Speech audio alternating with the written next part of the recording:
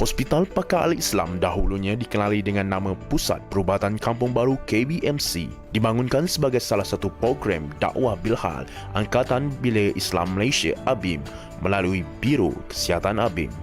Perancangan ini bermula sejak tahun 1992. Menyedari bahawa perlunya ada sebuah hospital perubatan yang mengambil kira aspek rawatan yang menyeluruh, termasuk aspek fizikal, psikologi, mental dan rohani.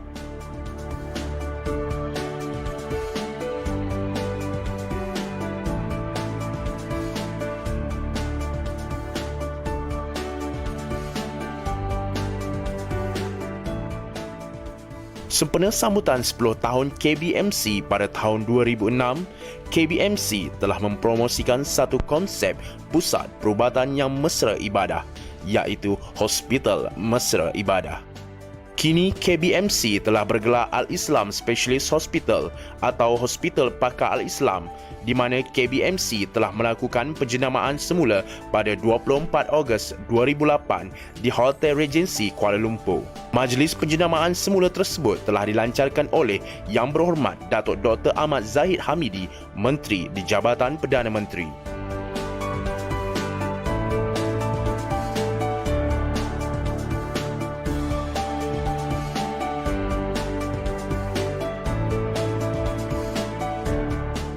Hospital Mesra Ibadah ialah konsep yang diperkenalkan oleh Hospital Pakar Islam bagi membantu memudahkan pesakit, keluarga, pelawat, warga kerja dan semua individu yang berinteraksi agar dapat mendekatkan diri dengan Allah dan seterusnya mendapat mardatilah.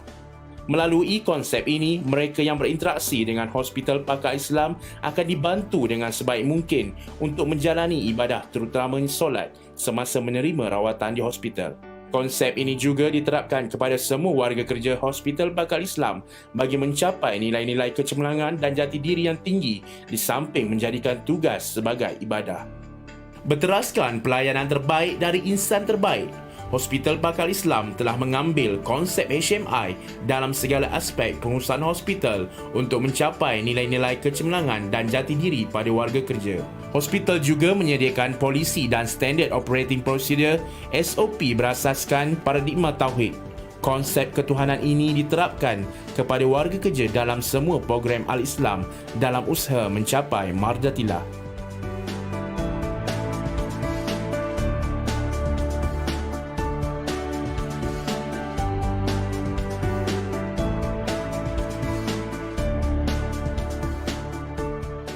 Al-Islam juga mewujudkan unit hal ehwal khas yang dikendalikan oleh pegawai agama yang dilantik sepenuh masa bagi membantu melaksanakan konsep HMI.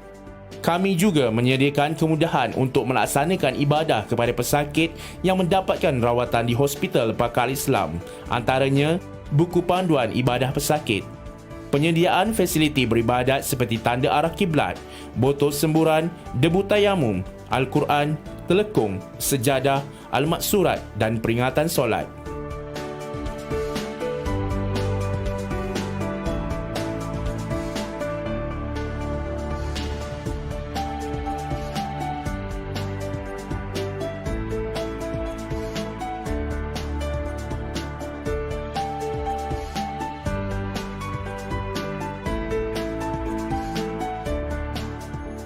Bacaan doa juga dibacakan setiap pagi bagi mendapatkan keberkatan dan mardatilah. Al-Islam juga mewujudkan sistem audiovisual dan program televisyen yang ditadbir selia dan bersesuaian bagi konsep Hospital Mesra Ibadah.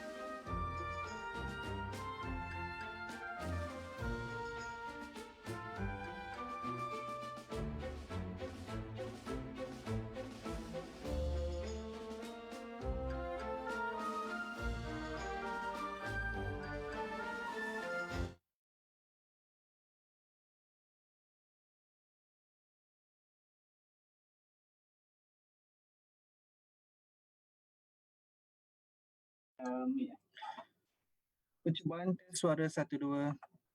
Ada dengar tak? Dengar tak? Matron dengar suara saya, Matron? Okay. Boleh.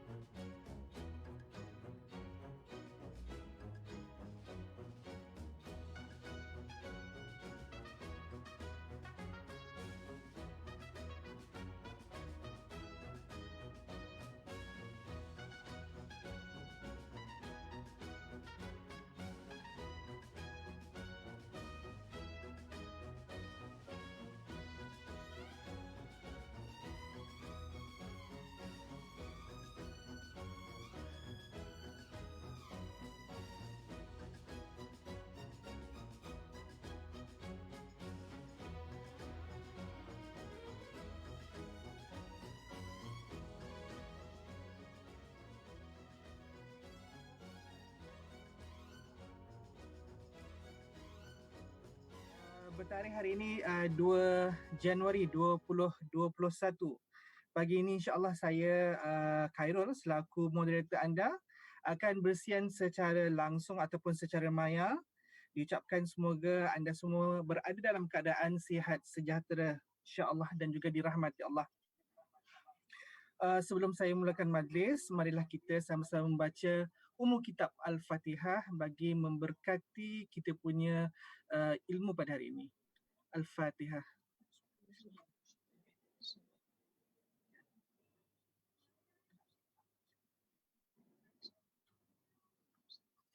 Amin, amin ya rabbal alamin. Okey, baiklah. Sedikit perkongsian untuk anda para ibu bapa parenting ya, mengenai apa itu kelas virtual Zoom antenatal. Okey, yang mana ia satu medium perkongsian ilmu daripada pakar-pakar di Islam, okey, untuk para ibu dan juga bayi, yang mana ia merangkumi proses sebelum, semasa dan juga selepas kehamilan ataupun selepas bersalin lah. Okey. Jadi insya-Allah kita akan bersama secara live selama 1 jam, yang mana 40 minit akan dibentangkan oleh pembentang dan juga sesi Q&A selama 20 minit lah. Okey, yang mana saya akan bagi ruang kepada para peserta sama ada ibu ataupun ayah untuk memberi sebarang soalan sekiranya ada kepada kita punya presenter. Okey. Jadi nanti di hujung kita punya live ni, okey, saya akan berkongsikan satu perkataan ataupun kita punya wording, kata laluan dan para pendengar ataupun semua perlu kumpulkan kita punya kata kunci ni untuk pada sesi yang terakhir.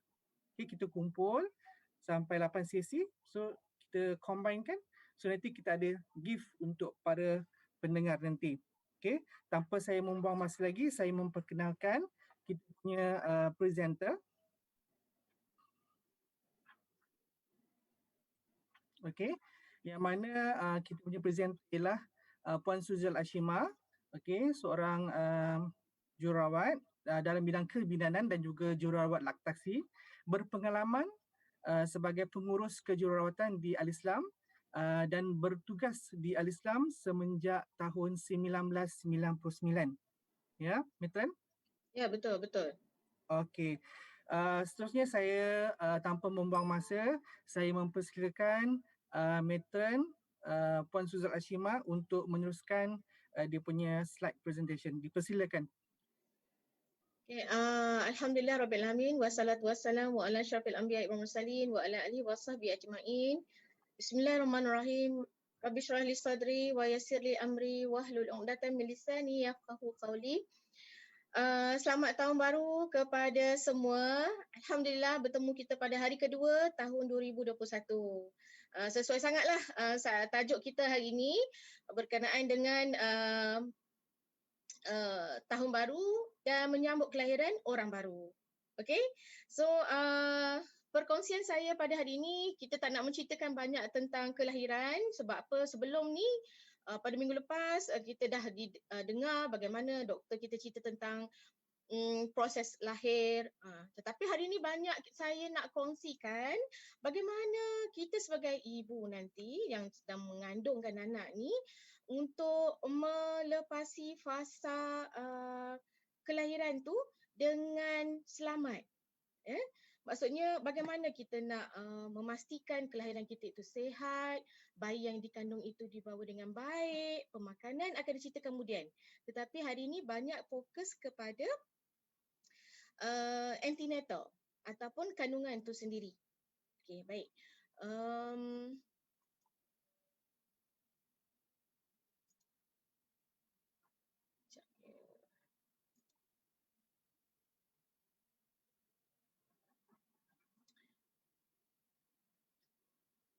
Boleh saya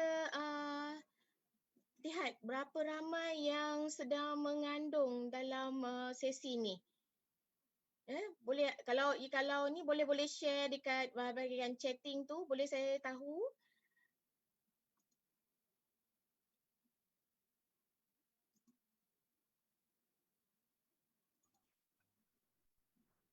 Baru nampak seorang, Puan Hasnawati. Hasnawati. Okay, berapa minggu Puan Hasnawati sekarang mengandung? Alhamdulillah, tahniah ya. Puan Afika. Okay, Alhamdulillah, tahniah Puan. IDD 18 bulan 2, tak lama lagi dah tu. Okay. Ada IDD 26 bulan 2, 33 minggu. Mengandung Puan Nur Hasnawati mengandung 31 minggu. Alhamdulillah, tahniah Puan. Okey. Syazwani 2 Mac, alhamdulillah. Syukur, alhamdulillah. Ini semua akan menyambut kelahiran orang baru dalam keluarga ya. Tahniah. Okay, I'm going to share my slide right now. Okay. Actually saya tak fokus banyak kepada slide. In between that boleh buat pertanyaan dan saya boleh cuba menjawab sedaya yang boleh. Okay. Okay, baik. Kenapa dikatakan persediaan bersalin itu sangat penting? Hari ini kita nak bincang apa yang saya nak share, kepentingan penjagaan antenatal itu sendiri, kepentingan tempahan. Tempahan. Kalau kita pergi holiday, kalau kita pergi satu tempat yang kita rasa nak pergi vacation kan, kita mesti booking hotel. Bersalin pun kena booking juga.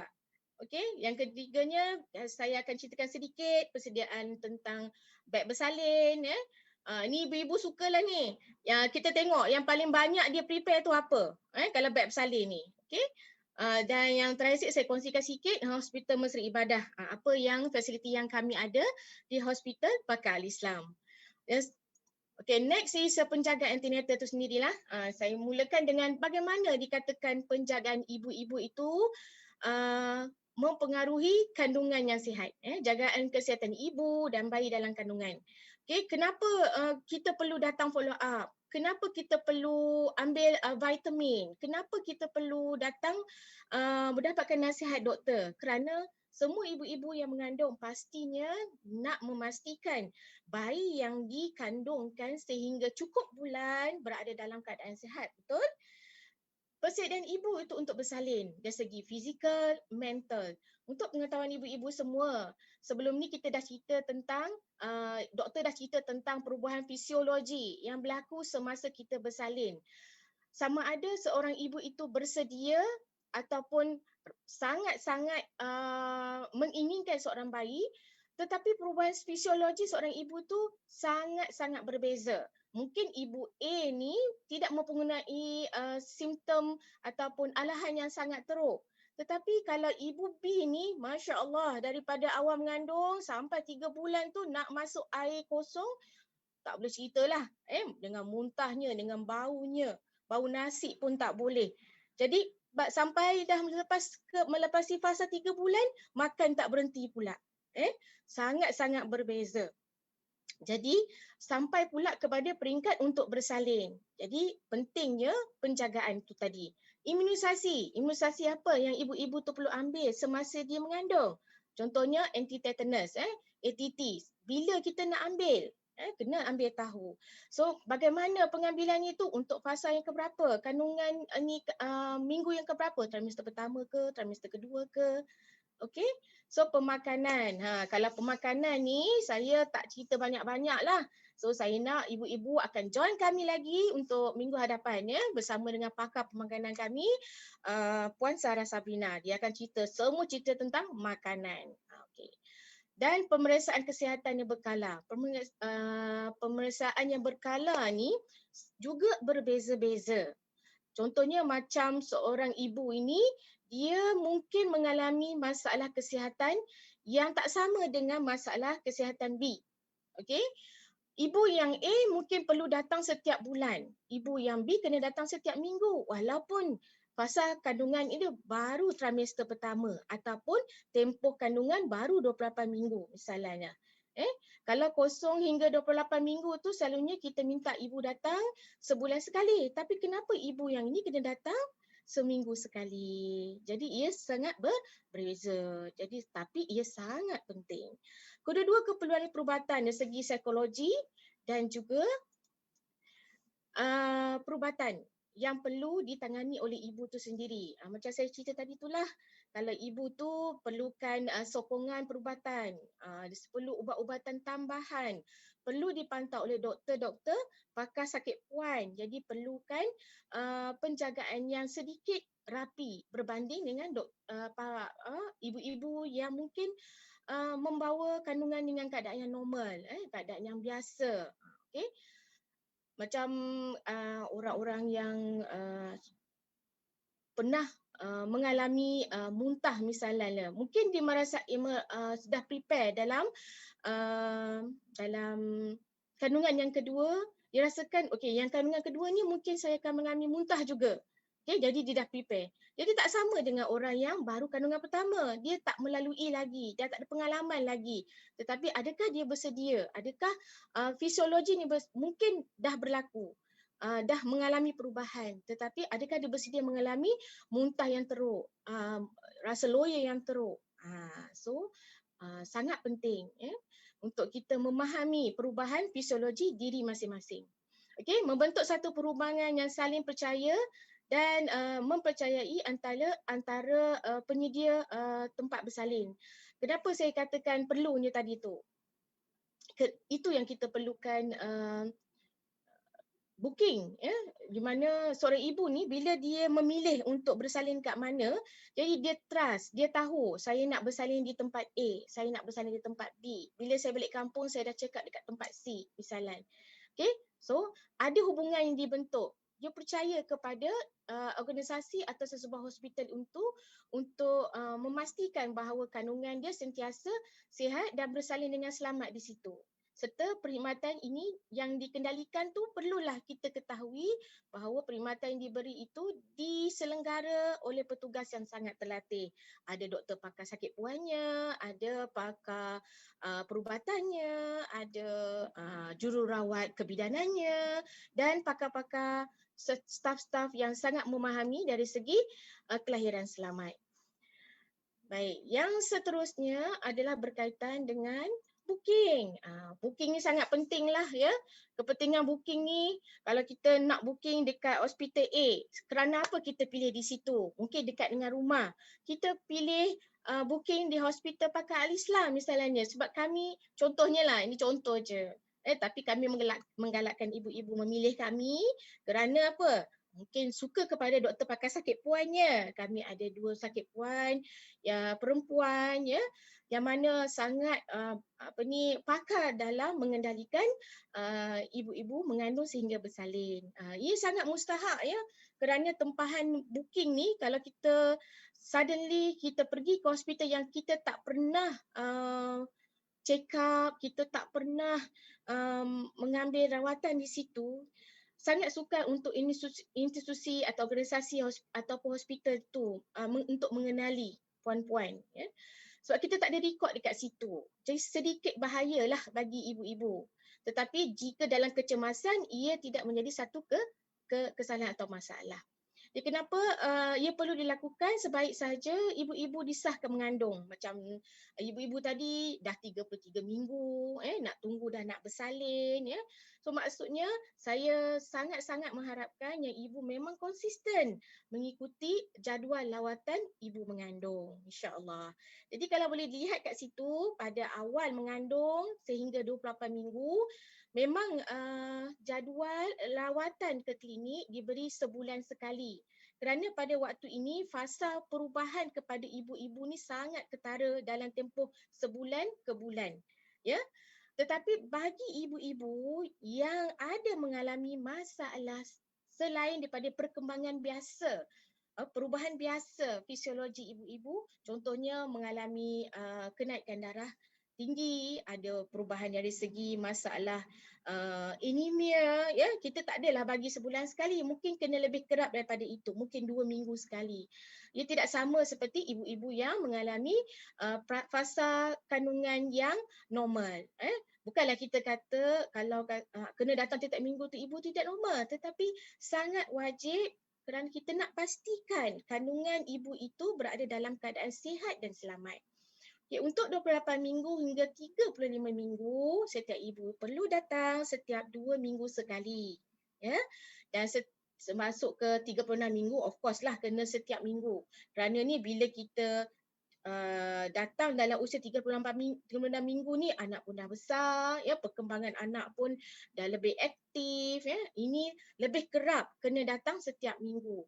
Atau berpandukan kepada jadual lawatan yang diberikan oleh hospital atau doktor pakar tersebut.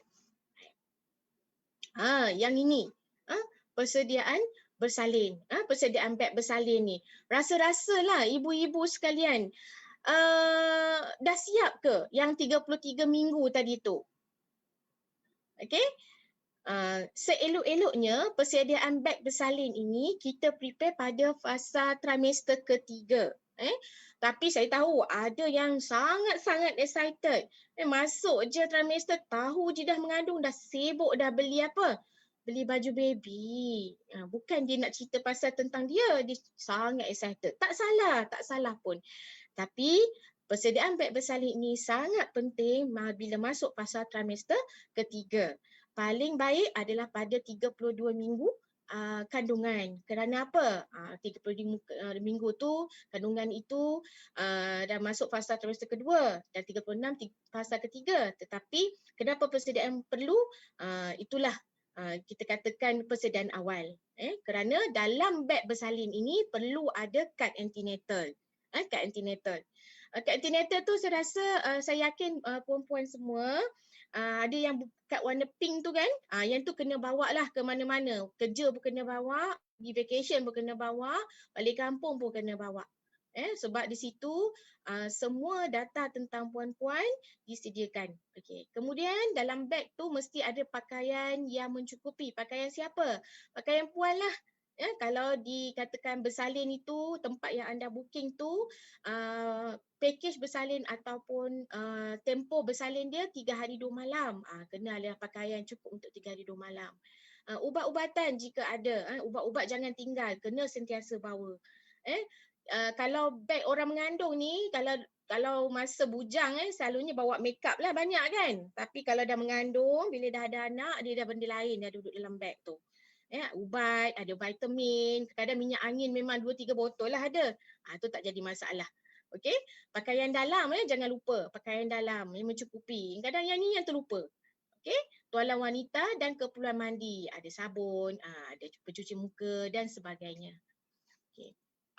Yang ni yang ibu-ibu paling suka lah ya, persediaan beg bersalin ni ibu-ibu sangat suka. Yang ini yang paling penuh dalam beg dia. Pakaian bayi ya. Lampin bayi pakai buang ya. Sekarang ni tak banyak dah pakai lampin yang cuci balik. Senang ya sebab ibu-ibu semua dah bekerja, senang capai je. Ibu-ibu serumah pun suka pakai yang ni. Kenapa? Mudah. Tualan mandi bayi, keperluan mandi bayi, bedung dan kainan yang lembut. Kadang-kadang tu kalau kita tengok dalam beg bersalin ni kasut bayi pun ada. So sebenarnya persediaan beg bersalin ni adalah untuk waktu bersalin saja, tapi tak masalah. Belilah letak sebab satu kegembiraan untuk terima orang baru kan. Okey. So yang mencukupi tu maksud dia sekiranya macam tadilah kalau 3 hari 2 malam pakaian bayi. Tetapi puan-puan semua jangan bimbang. Jika bersalin di Al-Islam, pakaian bayi 1 helai pun mencukupi kerana sepanjang anda berada di Al-Islam ni, anda disediakan semuanya di dalam pakej bersalin itu. Anda hanya perlukan sewaktu anda nak discharge sahaja insya-Allah. Okey. So persediaan fizikal, psikologi dan mental. Now of course, seorang ibu yang mengandung ni mengalami perubahan fizikal yang sangat ketara dari segi perubahan organ peranakan, perubahan dari segi multiple organ, jantung. Bukanlah berubah macam mana. Maksudnya keperluan tu dikatakanlah dari segi bahasa biasanya keperluan ibu dan anak. Keperluan diri sendiri dan juga keperluan bayi itu sendiri. So dari segi keperluan psikologi, perlukan support daripada suami. Ni semasa bersalin ya. Bukan saja semasa mengandung, semasa bersalin. Perlukan sokongan seorang suami, berada bersama, bagi moral support, sentuhan, kasih sayang dan menyebabkan mentaliti seorang ibu tu rasa tenang ya. Kalau tak ada suami tu rasa manalah suami ni, tak nak masuk labor room ke? Tapi di Al-Islam ni kita memang suruh suami masuk. Memang kita nak suami bersama dengan isteri di dalam bilik bersalin insya-Allah. Dan juga of course bila kita dah datang check up tadi, dah buat booking tempat yang betul, kita nak dapatkan bayi yang sihat dan satu kelahiran yang selamat. Okey, di Al-Islam ini kami menyediakan fasiliti hospital mesra ibadah di mana seorang ibu tu bila dia masuk ke hospital, di hospital Islam ni ada doktor wanita yang menyambut kelahiran insya-Allah. So di bilik bersalin kami menyediakan seluar bersalin kerana tagline kami adalah hospital mesra ibadah. Jadi seluar bersalin ni sangat-sangat selesa untuk ibu-ibu di mana sewaktu pemeriksaan ibu-ibu tidak perlu bimbang tentang penjagaan aurat. Kami hanya anggota kesihatan kami, bidan-bidan di labor room, even doktor sendiri pun akan memastikan ibu-ibu sentiasa terjaga aurat sepanjang tempoh bersalin. Dan suami, macam tadi saya kata, memastikan suami bersama ibu semasa proses bersalin. Kenapa? Semasa ibu ni dekat bilik bersalin, ibu yang mengalami sakit, mungkin kesukaran untuk berzikir, berdoa, memang kita galakkan. Tapi siapa yang ada bersama, mendampingi dia? Suami tu tadilah. Ya, bersama-sama dengan ibu tadi, boleh baca doa, boleh berzikir dan sepanjang tempoh dia bersalin tu suami ada kat sebelah, boleh menyentuh dengan penuh kasih sayang. Ya. Serta menggalakkan ibu dan suami membaca zikir sepanjang proses bersalin. Tahnik bayi. Selepas bayi itu dilahirkan, insya-Allah bayi akan ditahnik oleh anggota kesihatan ataupun kita minta ustaz lah. Kami menyediakan ustaz yang membantu, yang akan mengajar bapa pula untuk tahnik bayi, insya-Allah. Okay. Khitan bayi lelaki dan perempuan. Kami menyediakan perkhidmatan juga untuk khitan bayi dan perempuan. Banyak kebaikannya lah khitan bayi dengan perempuan ni. Sebab especially untuk perempuan lah. Perempuan ni selalunya kita khitankan awal. Seelok-eloknya bawah 2 tahun lah umur dia sebab dia belum mengerti apa-apa. Bagi lelaki, kita juga ada menyediakan perkhidmatan tersebut untuk bayi dan juga untuk kanak-kanak lelaki. Okey. So jika ada pertanyaan boleh diajukan kepada saya sebelum kita masuk kepada pakej bersalin yang kami sediakan.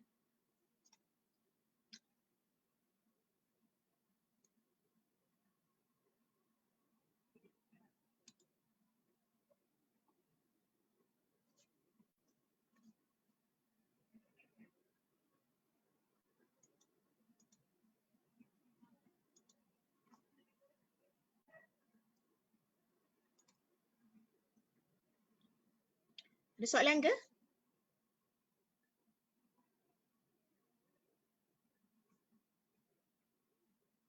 Ya, Nur Hasnawati.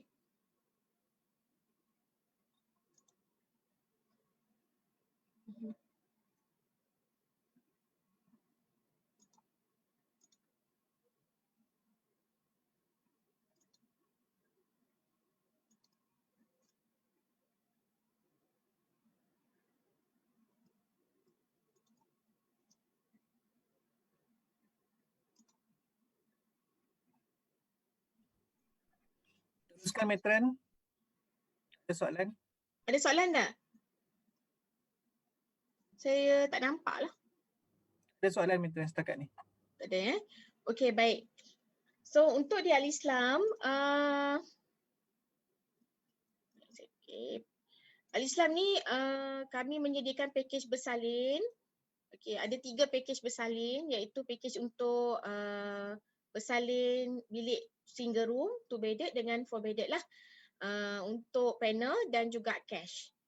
Okey, anda boleh nampak dekat situ untuk single room, untuk 2 bedded dan juga 4 bedded. So single room tadi semua all in lah kita untuk bayi dan ibu. Ya, mungkin Khairul akan lebih detail selepas ni. Untuk delivery package cash tu single room tu untuk single room RM3,000 saja, 2 bedded RM2,700 dan 4 bedded RM2,500. Ini adalah detail untuk package bersalin secara tunai dan ini untuk panel. Okey, jenis-jenis bilik ya. Bilik single room, untuk bilik 2 bedded dan juga bilik 4 bedded. Okey.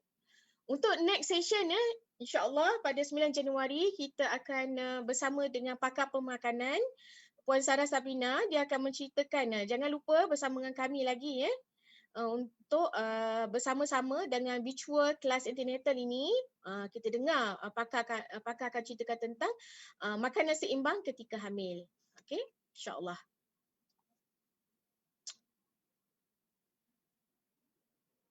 So, any question?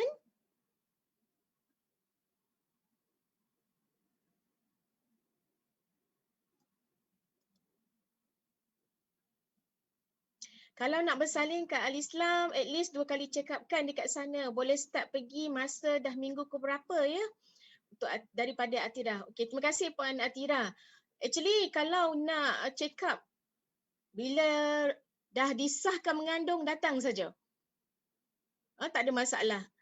So sebab apa kena bila datang je, bila dah sah mengandung tu, doktor akan buat full check up antenatal screening. Kita akan ambil darah, berat badan, tinggi, sangat penting ya. Dan kena follow lawatan. Boleh saja, tak ada masalah. Sekiranya puan ada memerlukan bantuan, boleh call dekat talian Hospital Pakar Al-Islam dan buat appointment. Tak ada masalah.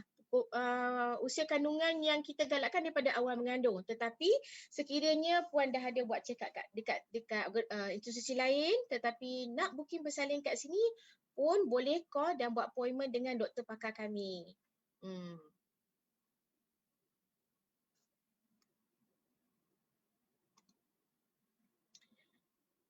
Okey, ada tip pernafasan semasa bersalin. Tip pernafasan. Ini selalunya sesi ni pada sesi fizioterapi, tapi tak masalah. Saya boleh je bagi tahu sikit tips. Okey, semasa dalam proses bersalin, selalunya kontraksi yang awal kontraksi mungkin tidak menjejaskan pernafasan yang banyak. Cuma bila masuk ke fasa sakit yang kontraksi yang kuat. Di waktu itu akan jadi pendek dan dalam. Jadi apa yang saya galakkan bagi ibu, kalau waktu tu masa bersalin kita masa antara 1 hingga ke 5 cm pernafasan biasa. Bila sampai waktu ada kontraksi ataupun datang sakit bersalin itu, cuba bernafas dengan pendek, tarik nafas dalam dan panjang. Hembus secara perlahan-lahan. Bila sakit itu bertambah kuat, pernafasan itu akan bertambah pendek. Huhah, huhah, gitu. So bila sakit itu telah reda, tarik nafas biasa supaya anda tidak penat. Sebab pernafasan ni sangat penting sewaktu untuk meneran. Jadi tenaga itu perlu disimpan supaya tidak anda tak rasa sangat penat sewaktu fasa nak meneran tu. Okey? Apa nasihat atau tips untuk ibu first trimester? Nasihat bagaimana tu Puan? Untuk dari segi kesihatan, dari segi pemakanan ataupun dari segi kebersihan. Okey, kalau untuk dari segi kebersihan seorang ibu yang mengandung ni, dia akan mudah rasa tidak selesa dengan diri dia. Jadi kita galakkan pemakaian pakaian yang lebih selesa dari segi pakaian yang kapas supaya badan ni bila dia ada setengah ibu dia cepat berpeluh, ada setengah ibu dia rasa tidak selesa dengan diri dia sendiri. Okey, jadi kita buat kekerapan mandi, maksudnya bila keluar masuk balik ke rumah kena mandi dan tukar pakaian yang selesa. Kalau dari segi pemakanan, mungkin first trimester tu rasa loya, rasa mual tekak. Sedikit tips yang saya boleh kongsikan, boleh bangun pagi tu sekiranya sebelum gosok gigi sebelum gosok gigi paling rasa nak termuntah kan. Jadi makanlah sedikit biskut cream cracker. Kunyah bukan banyak berkeping-keping. Jadi kunyah bersama dengan air liur tadi. So untuk sikit saja, kemudian baru boleh gosok gigi. Okey, sekiranya tak boleh bau, rasa mual nak termuntah. Selalunya first trimester ni memanglah macam tu. Rasa tidur macam ni tak kena, tu tak kena. Dia rasa nak termuntah. Bau nasi tak boleh, bau orang tak boleh, ada orang bau suami pun tak boleh, kan? Jadi cara dia elakkanlah yang tu. Kalau bau wangi pun tak boleh. Kadang-kadang dia suka benda-benda yang pelik-pelik. Jadi kalau benda yang tak menyalahi, tak ada masalah. Ada orang suka makan sabun misalnya, yang tu benda tu memudaratkan. Jadi cuba alihkan kepada benda-benda yang dibolehkan yang elok. Kalau misalnya lah tak boleh masak nasi, jangan masak nasi lah, orang lain kena masak. Misalnya lah. Kena, tapi dalam tempoh first trimester ni perlu ada someone yang beri sokongan. Ada setengah orang tak larat nak bangun pagi kan. Maksudnya pagi tu dia rasa sangat berat. Jadi macam mana? Pastikan dapat tidur yang cukup. Tidur di awal. Awal. Kalau biasa tidur pukul 10 malam, ni kena tidur awal lah. Selepas solat, kena tidur dah lah. Supaya bila bangun pagi tu tidak rasa sangat penat. Okay? Dan sentiasa berzikirlah, banyakkan mengaji. Awak-awak mengandung ni kena banyak berzikir dan mengaji sehingga seelok dulu sampai akhir tempoh bersalin. Okay. Apakah persediaan yang perlu dibuat untuk menghadapi contraction dan kurangkan koyak yang besar ketika bersalin?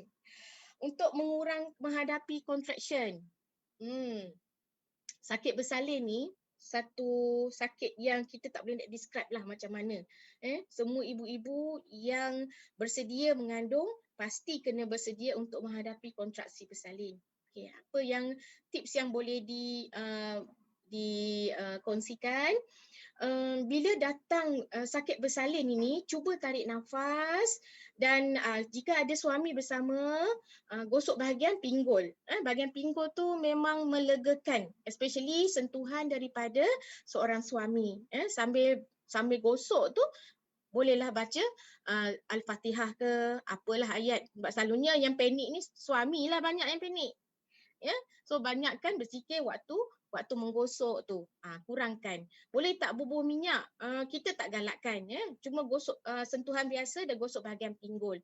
Persediaan yang perlu dibuat, tak banyaklah kalau untuk kontraksi tu sebab semua orang akan menghadapi insya-Allah. Cumanya jika kita fikir positif, insya-Allah semuanya akan jadi baik. Dan untuk kurangkan koyak besar ketika bersalin. Koyak yang besar ketika bersalin ni kalau ikut fasa bersalin ada tiga keadaan yang dimanakan koyak yang kita boleh elakkan koyak bersalin ni. Bila waktu meneran tu jangan angkat punggung. Selalunya kalau bidan dia akan cakap jangan angkat punggung. Sebab orang yang bersalin ni dia tak sedar pun dia angkat. Jadi satu, dengar arahan, jangan angkat punggung. Selalunya doktor akan gunting sikit supaya mudah kepala bayi nak keluar. Jadi bila dah gunting sikit, maka koyak besar tu dapat dielakkan, insya-Allah. Okey, dari segi kesihatan dan pemakanan, Puan. Tu tadi saya dah jawab, Nur Fadilah. Okey, harap-harap dapat membantu, insya-Allah. Okey, so ada apa-apa lagi?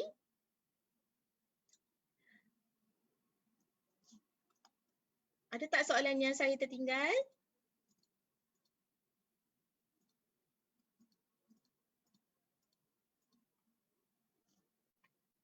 Terima kasih.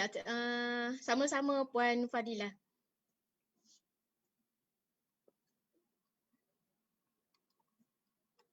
Okey, sedikit tips lah kalau bagi yang first trimester tadi tu saya buat tambahan. Kita tak galakkan lah orang yang mengandung ni bersalin pula. Orang yang mengandung ni bila awal trimester tu ada orang cakap makanlah banyak-banyak ada yang suka makan jeruk, suka makan masam-masam untuk hilangkan mual, betul? Kalau boleh jangan ataupun kurangkan. Nak kata jangan tu tak boleh sebab orang mengandung ni sebut jangan tu sensitif. Jadi boleh ambil dalam kuantiti yang sangat sedikit kerana sewaktu perubahan fisiologi awal mengandung kita akan berlaku kita panggil heartburn ataupun pedih ulu hati. Bila mual boleh dihilangkan dengan rasa masam, tetapi bila muntah dia sangat memedihkan. Jadi kurangkan, kalau boleh elakkan. Apa yang boleh saya kongsi, kalau contohnya lemon tadi tu boleh kita panggil sagatnya ataupun kita kikis dia punya kulit tu dan ataupun kita letak dekat hidung. Kita panggil nak ambil bau dia supaya kurangkan rasa mual tu. Ada setengah orang guna minyak angin, ada setengah orang nak guna, tapi saya lebih suka guna lime or lemon untuk kurangkan rasa mual. InsyaAllah boleh kurangkan. Yang kedua tadi biskut tadi itulah. Biskut tu ikut pengalaman banyak membantu. Selain dia biskut tu memberi tenaga juga sebab dia ada karbohidrat, dalam masa yang sama mengurangkan rasa mual tu tadi. Okey. Jantung berdebar-debar adakah perkara biasa semasa mengandung ke Puan? Jantung berdebar-debar. Okey. Terima kasih atas soalan. Selalu soalan saya yang seperti yang saya terangkan, bila fasa mengandung, perubahan fizikal dan fisiologi ibu pun berubah. Kalau masa kita tak mengandung, keperluan kita mungkin hanya untuk kita saja. Bukan mungkin, memang betul untuk kita saja. Tapi bila kita mengandung, perubahan fizikal tu kepada kebanyakan organ, termasuklah jantung. Tapi bukanlah bermaksud keperluan jantung ni jadi sangat teruk, tidak. Tetapi keperluan itu sesuai untuk pembesaran bayi dalam masa yang sama, membekal darah yang mencukupi untuk ibu. Ada kemungkinan berlaku tetapi ia bukan kerap. Ada kemungkinan berlaku. Tetapi jika ia berlaku sangat lama ataupun membimbangkan, digalakkan puan mendapatkan rawatan dengan pakar sakit puan. Doktor sakit puan akan membuat investigasi yang lebih detail untuk puan. Okey? InsyaAllah.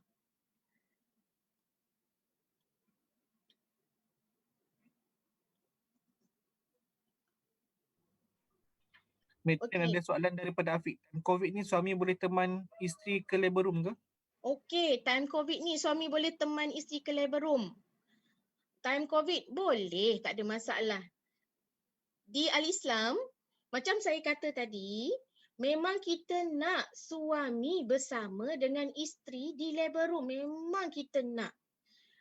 Dan prosedur bagi seorang suami yang boleh masuk ke bilik bersalin dalam masa pandemik ini adalah kena buat COVID test dulu. Bila dah dapat result, baru boleh masuk bersama dengan isteri. Isteri juga perlu melalui investigasi swab test untuk COVID. Barulah boleh masuk ke bilik bersalin. Dalam waktu kecemasan, untuk isteri, kita akan buat swab RTK lah. Tetapi jika diminta oleh doktor pakar sakit puan untuk buat PCR, memang sebab saya elok-eloknya PCR, kita akan minta ibu buat dan persediaan untuk suami, hari yang sama buat RTK. Untuk ibu mungkin awal sikit PCR tu, kita buat, tetapi dengan syarat ibu-ibu ni tak boleh shopping lah ke mana-mana dalam tempoh selepas PCR buat tu. Kita tak galakkan kerana apa? Tempoh bersalin tu dah dekat. Lepas buat PCR, stay at home, and then bila appointment diberi untuk datang dan ataupun dah ada tanda-tanda dah bersalin, you are ready. So dah ada dah result, bawa je result tu. Okay, untuk suami buat RTK. Baru boleh masuk ke labor room. Kerana apa? Bila dah buat RTK ataupun dah dapat result tu negatif misalnya lah ya. So sangat yakinlah suami tu atau bakal bapa untuk mengazankan anak, mengazankan bayi, sebab bayi ni dia sangat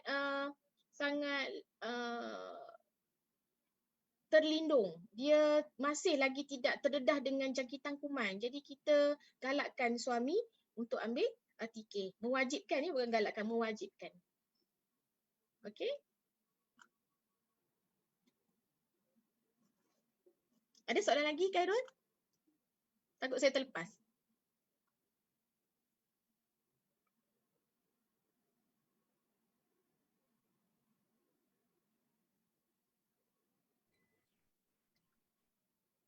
Tak ada. Tak ada. Okey, insya-Allah. So terima kasih puan, ibu-ibu sekalian yang bersama dengan saya hari ini. Semoga apa yang saya sampaikan mungkin boleh di-share dengan ibu-ibu yang lain, dan jangan lupa bersama dengan kami lagi untuk minggu depan bersama dengan pakar pemakanan kami, Puan Sarah Sabrina, menceritakan tentang makanan seimbang ketika hamil. Saya rasa topik ni memang ibu-ibu sukalah, ya, insya-Allah. Dan topik yang akan datang seterusnya. Wallahu a'lam. So, Khairul? Okey, terima kasih Matron untuk perkongsian sebentar tadi. Okey, insya-Allah di sini saya akan berkongsikan berkenaan dengan kata kunci yang saya katakan di awal Zoom tadi, di awal permulaan slide tadi, yang mana kata kunci pada minggu ini ialah beg bersalin. Saya ulang, kata kunci pada minggu ini ialah beg bersalin. Okey. InsyaAllah Sabtu depan kita akan bersiaran semula untuk berkongsikan ilmu-ilmu berkenaan tentang kehamilan. Diharapkan semua dapat turut bersama-sama untuk terlibat sekali lagi dan mengikuti kelas ini sepanjang 12 minggu bersiaran di online Zoom. Ya.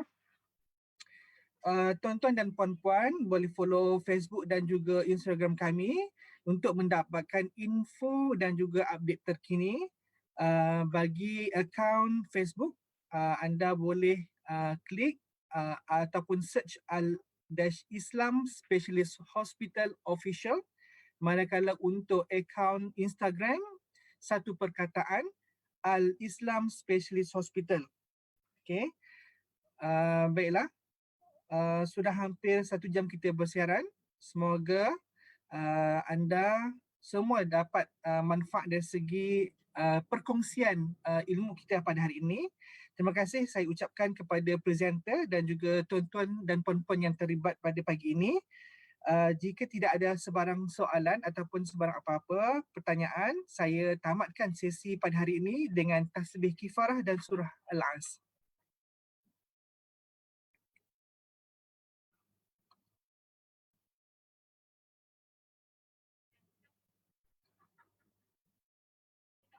Wabillahi taufiq wa hidayah. Assalamualaikum warahmatullahi wabarakatuh.